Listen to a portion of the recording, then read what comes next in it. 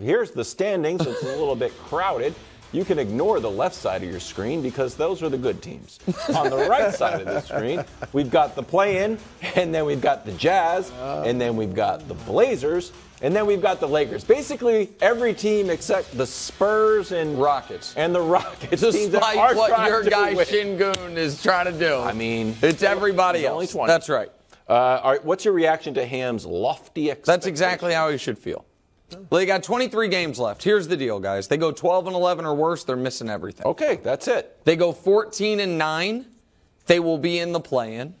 And if they go 16-7, I think they could get the 6 seed. Really? 16-7? Yeah, if 16-7, I think that would put them, depending on what you think, and we just saw the standings there, and Dallas right now is unsettled. I think it's safe to say that would be the team, right? And this is what the Lakers have going for them.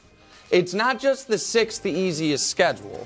It's also the fact that as far as the best teams this year in the regular season, they don't play Denver again. They don't play any of the top 4 teams in the East again. Boston, Philly, Milwaukee, or Cleveland. So the toughest games they have remaining are against, record-wise, are against Memphis, which has not been as good as its record suggests the next couple months. True. Golden State potentially, but they get at least one of those games without Steph.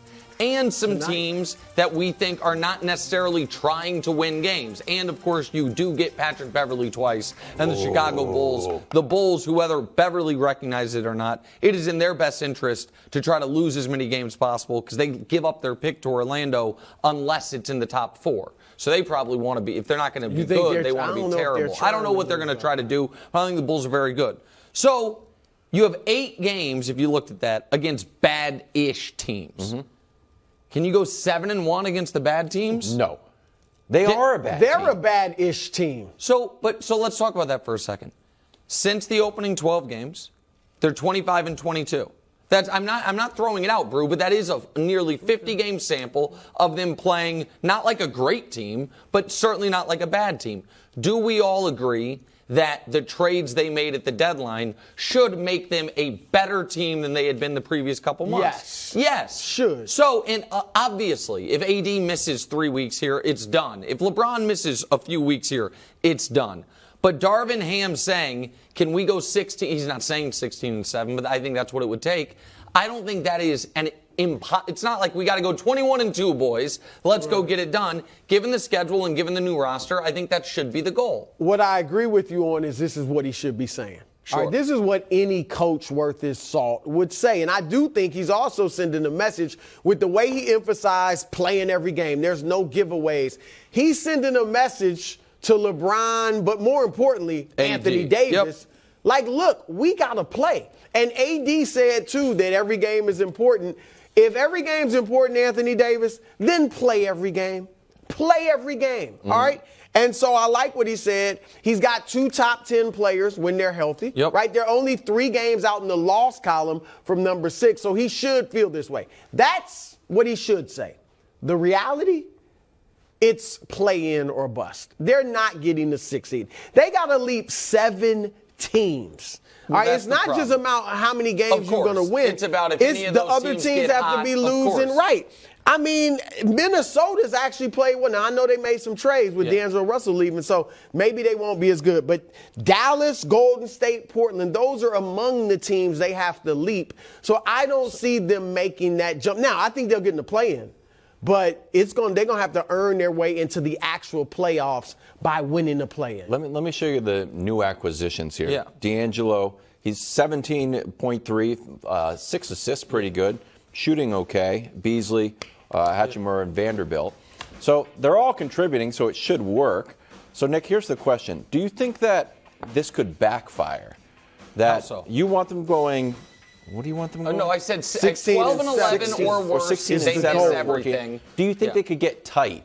Lose a close game here or there. Lose a game on like a bad call. They were upset about that. They start to get tight and be like, man, every game feels like a lot of pressure. And they fall apart. I don't think I think 23 games is too much of the season for them to be thinking all of a sudden the pressure to get to them. Mm-hmm. Obviously, for LeBron, none of these games will be among the how many playoff games LeBron they're played? among the 23 most important regular season games. And they're not which, even by that. the way, I thought about that because initially I laughed at that quote. It actually makes sense.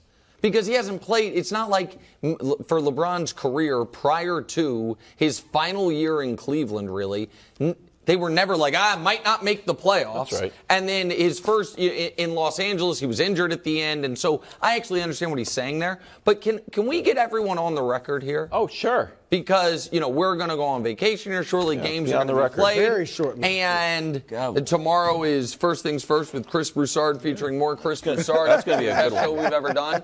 Brew, at the end of the regular season, what seed do you think the Lakers are at? I haven't thought about it that deep. I think they'll make the play-in. I will say 9. 9? Ninth seed. So, you've got them in the play-in. No, I have them. Yeah, you got them in the play-in. 9. I'm going to have them miss the play-in. That's Really? Yeah. Why not? And Someone's I've got got them. to. And I've got them getting You don't to. really believe it. I've got them Yes, I getting just- to the. Yeah, but somebody's got to do it. I've got it was them very getting to soft. the 8 line. And there Okay. is by the way, should be There is- noted, that's there's a important. significant That's a good difference point. between 8 Right. and 9. Because 8, you got to just win one of your 2 playing games. 9, you got to That's a go good 2 point. for 2. So that's and that reason to is shoot for 8. significant, Yep. especially if you're talking about them having a chance in round 1. If you have played essentially back-to-back game 7s, and then you start off, hey, now you're playing Denver and the greatest player we've seen in modern NBA history. It's going I'll to be a give tough you putt. this. If Yeah. they make the play-in, win the play-in. Denver don't wanna see regardless them. of where they are. Yeah, because then they're rolling. they're- They're rolling. no, They're you're feeling gassed. good Correct. about themselves. We got a new squad. We obviously Yeah. got 2 great players. No, Yeah. I think you're Nah, gassed. they'd be rolling. Okay. Denver would not Wildes want is it. on the record. Yeah. The Lakers are missing the play-in entirely. Yeah. Okay, got it. All right. Good. We'll see how that one ages. Yeah. It'll age fine. They're not a good team. Okay. That's Only fine. the There it Rockets is. and Spurs are worse. You act like it's a hot take. All right, now we're at a fun part of the Oh, show. yes. Can we see the Eastern Conference standings, please? I got a little Huck? something. Here they are. Celtics, Bucks, Well, these are the odds. Sixers, sorry, Yeah. these are the odds. Cavs, shout out to Donovan Mitchell. And the Heat with Kevin Love. Nets not on there anymore. Brew, we checked the bylaws. You're going to be allowed to make a new pick. But first Why? we want to go, hold on, first, because I checked the bylaws. I just said it. Okay. I don't think you even said it right. This is a clip we're going to play when we made our finals predictions, just to set the stage. Take a listen. Y'all surprising me, huh? My pick in the East, Nick, you're going to get a good laugh, but I'm going to have the last laugh. Oh! Because it's redemption time What is it? for KD. No, for you're this not summer. doing it. We're It's back redemption time Step for on the Ben same Simmons. rate. It's redemption time for my man Kyrie Irving. Oh, yeah. Yes, I've got the Nets getting out of the East. Ben Simmons. Oh, no. Okay. Hold on. All right. No. Well, Wait. I got one more. Well, there's more? Well, and then Nick and I sensed that we're entering a little bit of troubled waters. Yeah, I think Kyrie had been, temporarily kicked off the team for Instagram posts. And we asked if you were worried. Yeah. This clip is from Yeah, early clip. December. Take a This listen. was comedy. But I am optimistic. That's not the question. Not called a About optimistic. what I see Are in you Brooklyn. worried? Okay, I got a bit of trepidation. I got a bit of trepidation, but I got to be honest. I'm optimistic. I see room for growth. And I'll admit, Boston's better, Milwaukee's better right now. So that's but why you now, should say I'm you're a little worried. worried. A little. Okay. Hold on. What followed that take? I don't know. Who knows? I didn't even know An that was coming. 18-3 stretch. Right. That's Okay. what followed. Right. All right. He's Brew, right. if you want to hang on, Well- just say I'm hanging on to the Nets and we'll go to break. Coming up after the break, we're going to talk Lamar Jackson. No, this You want- is the reason Okay, I we'll stay said here you then. read the bylaws wrong. Okay. I would stay with the Nets because I'm about take integrity. The bylaws won't allow it. The bylaws will allow it. There is They an will allow incompetency it. clause. No, There's an incompetency clause where if your pick trades 2 future Hall of Famers, 2 perennial All-Stars, and gets none in return, it's incompetency on that team's front office, and you are obligated to make another pick. So I got to. So Nets, I tried to rock with you, but you traded Kevin Durant and Kyrie Irving. All right, so here we go. Okay. Let me start with this. And I'm serious. It's unbelievable. We know. I hope I'm wrong. Okay, this is you're hedging on your flip-flop. You can pick any team. Why are you saying I'm wrong already? Hear me out. Okay. I would love for Giannis Antetokounmpo to win his second championship. Oh, so emotionally you're saying yes. Because you know this, Nick. If he wins his second championship, now all the conversations, right? They really get interesting. Love it. Can he ever be the greatest enter player the GOAT ever? conversation? Yeah, Who sure. knows? So I think it would be fantastic. Yes, you did pick him. But after really grinding this out last night, I was deep into the film study. The best team in the Eastern Conference is the Boston Celtics. Okay. Jason Tatum is better than he was a year ago. And remember, this was my pick a year ago. I rode with them all the way to the finals and then went with Golden State. And they didn't treat a brother wrong. So Boston, Jason Tatum is better. Jaylen Brown is better. They're shooting much better from three-point land. And now, remember the defense was, they don't care about defense anymore. It's gotten a lot better. Yeah, now that Robert Williams is back, great. Their defense with Robert Williams is 4 points better, 4 points, fewer points allowed better, as far as defensive rating, than the best defense in the NBA. So they got it on both sides of the ball. I think Boston wins the Eastern Conference. Emotionally, though, I like Giannis. just referenced that, that's why he rode with them last year. Yeah, which was I also World Series Finals. It was also World Cup. after his Nets, which was his actual pick, got swept by them in round one.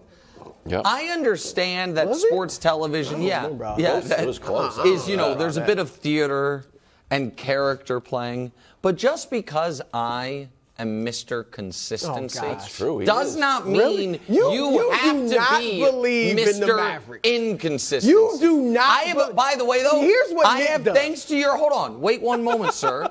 Thanks to your wonderful wife, I have a live look at Brew grinding the tape last night, and before he came up with this pick. Can we show it to America? Because this is Brew. This is, that's what it looks like. That's what it is. Oh, that's of the moment. Brew. Yeah. And so, 18-month-old the idea that you are just going to, I would agree with you that you should be able to pick a new team, and I'll tell you why I think you're even picking the wrong team. If the trades, no one could have seen them coming. But the two guys who got traded demanded a trade before you picked them. But they rescinded those trade and demands. Some of us said that we think it might come back, and some of us were 10 toes down, bass in our voice, chest out for the Nets. Stop. Let me tell you, here's what Nick does. What does Nick do? Be right? Nick, we don't talk about Nick's picks. What? The Philadelphia 76ers. Have we spent 15 seconds talking about the Philadelphia 76ers on this that's show? Who you should have picked. Because he don't believe in the Sixers. The Dallas Mavericks, you have all but abandoned them since they went to Kyrie Irving. Okay. You know that. Well, listen, but because they call you Mr. Consistency, I don't love that they added Kyrie. However, I am not going to flip-flop when they are still very viable. And the Sixers, right now, over the last 40 games, I believe they have the best record in the NBA, certainly in the Eastern Conference. Embiid is playing as well as any player in basketball. Harden has accepted his role. To me, the question that the Eastern Conference will most likely come down to, and this is where Boston is in a good position, is who gets the 1 seed. Not because home court advantage is that important, but because I agree they're three, with respect to the Cavs and Donovan, they are a piece away, I believe, if not more. And they're young. And the difference between having to beat one of the other three great teams in the conference and having to beat them both is massive. And so Boston is in the pole position there, and I give them credit for that. But I think Philly might be able to run them down.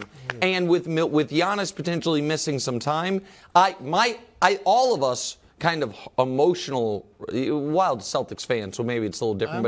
But I mean, it's kind of. But regardless, we all love Giannis, and it'd be nice to see him win it. And it's good but I think Philly is, I don't want to say due, but Embiid has had some bad luck and bad fortune in postseasons. I wonder if that can turn. Due. And you're talking about how good the Celtics defense has been of late.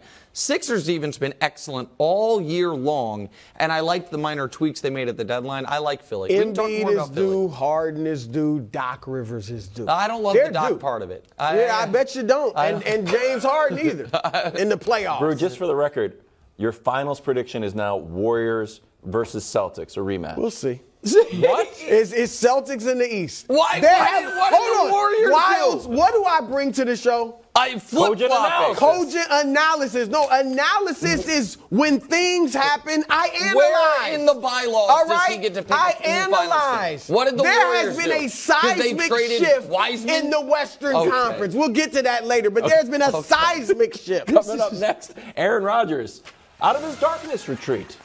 I'm going to analyze this. Do it. He went in the darkness. We shouldn't analyze it. That shouldn't factor in now to our opinions. Golly. Thanks for watching. Subscribe here to get more from the show and to check out clips from other shows on FS1.